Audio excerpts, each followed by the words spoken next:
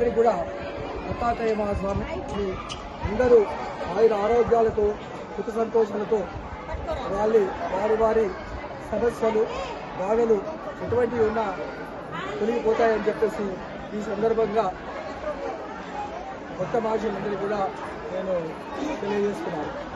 ఇదేవిధంగా ప్రతిరోజు నిరంతర పూజా కార్యక్రమాలు జరుగుతున్నాయి.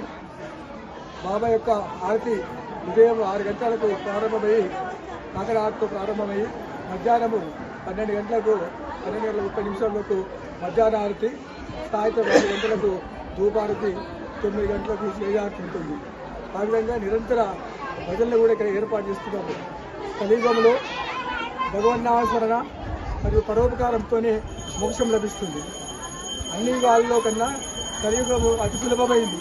కనీసము ఇక్కడికి వచ్చి కొంత సమయాన్ని కేటాయించి భక్తులందరూ ఇక్కడ మీరు ప్రార్థన చేసినట్లయితే దత్తాత్రేయ మహాస్వామి కరుణమాత్రమే స్నేహమాత్రమే ఓం దత్త అంటే ఆయన కరుణిస్తాడు.